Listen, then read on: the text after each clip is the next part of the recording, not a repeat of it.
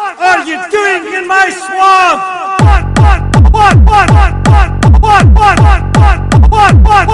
are you doing in my swamp?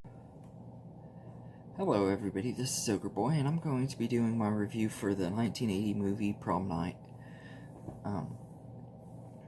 I hadn't really done a horror movie series reviews and rankings in a while, and I've been wanting to get back to doing that, and so I decided to start off doing this stuff again with the Prom Night movies.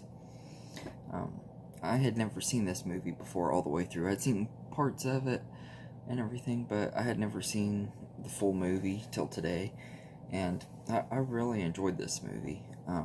It's directed by Paul Lynch and written by William Gray, and it's a pretty simple premise. It's pretty much like, it's kind of like the original Halloween and Carrie mixed together a little bit. It kind of has the revenge stuff from Carrie at the prom, and also has the slasher stuff from Halloween, and so it's kind of like a mix of both of those, and a little bit of hint of Saturday Night Fever, like, because the prom is disco themed and everything. But this movie is still a lot of fun.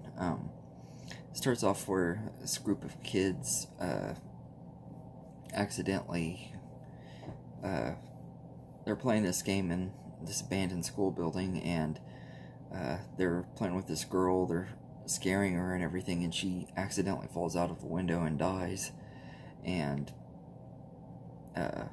they make a promise not to tell anybody about it, and then it cuts away to 6 years in the future. It shows them as teenagers, and they're getting ready for prom, and as the movie goes on, there's like the subplot where this person who they think that the police think killed the girl gets escapes from prison and everything. So it's hinted at that this guy is going to be the killer of the movie and everything, which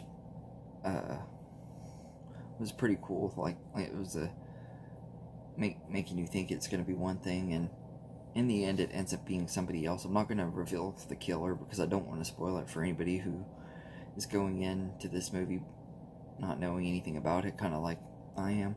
But it did have a really cool twist on that, on who the killer is, and the story is just really, really good. The cast in here is all really good. Jamie Lee Curtis plays Kim, who is a sister of the girl that's killed at the beginning of the movie, and she's really good in this movie. I don't think she was quite as good in this as she was in Halloween, but I did think she was still really good in here. And the teenage versions of these kids are all really good too. Casey Stevens plays Nick, who was one of the kids there, and he's now Kim's boyfriend, and he does a pretty good job. The two of them have pretty good chemistry.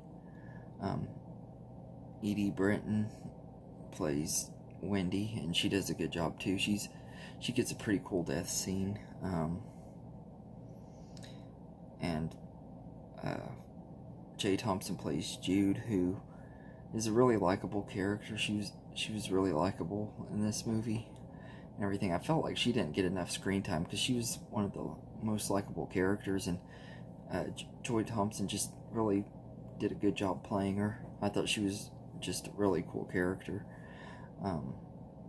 but she did a really good job. And Mary Beth Rubins plays Kelly, who gets a pretty brutal death, but it was a pretty cool death scene.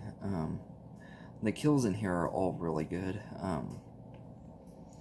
I think that my favorite one though is when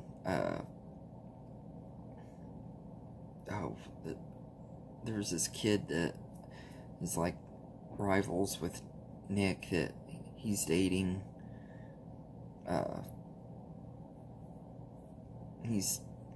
dating Kelly and everything. He's kind of his rival, and there's like this really cool scene when he gets his head cut off and his head rolls out onto the dance floor.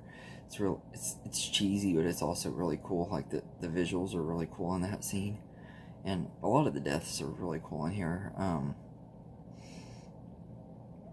I think that Kelly gets a pretty cool death, and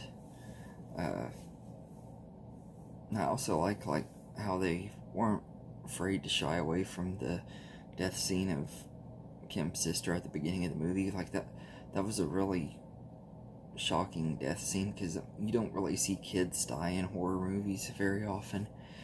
That's one of those things that they don't really do, and they did I was really surprised with that, and like how it actually showed blood and stuff on her, because like I said, you don't really see that in horror movies very often. So I thought that was kind of cool that they took that risk and everything. But all of the cast in here is really good, and the kills are awesome.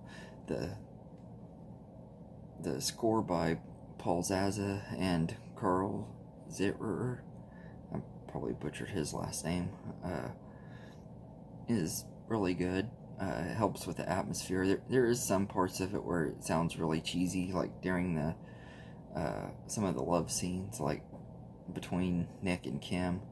It's kind of cheesy, but for the most part, the score is really good.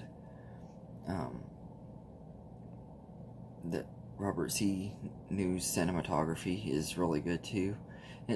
It's not like quite on the same level as Halloween cinematography, but it still is really good, and the atmosphere is really good too. My biggest complaint on this whole movie, though, is it is kind of slow paced. Like, stuff doesn't really start happening until the last 45 minutes of the movie. So like the first half of the movie is kind of a drag. It's kind of slow and everything, but it builds up as the movie goes on, and it pays off by the end of it, though. And there's some, like I said, there's some really cool death scenes and stuff. The only death scene that I really didn't like in this movie that was Slick, who was dating Jude. I didn't like his death scene. Like, he's driving the van and the guy's attacking him, and he drives off a cliff and everything. It just, the way it was shot didn't look very good, and we didn't get to see any gore or anything on him when he gets killed.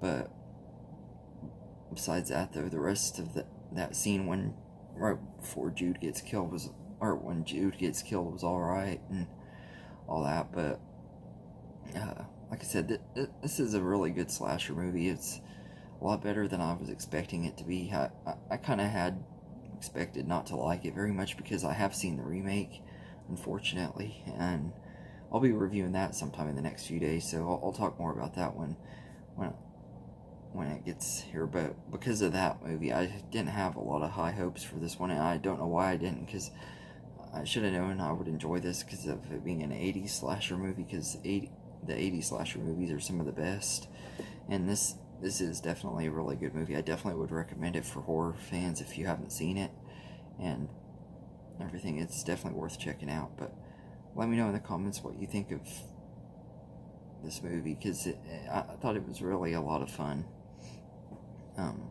I'd give Prom Night an 8 out of 10. It's a really good slasher movie, and definitely one of the most influential ones out there.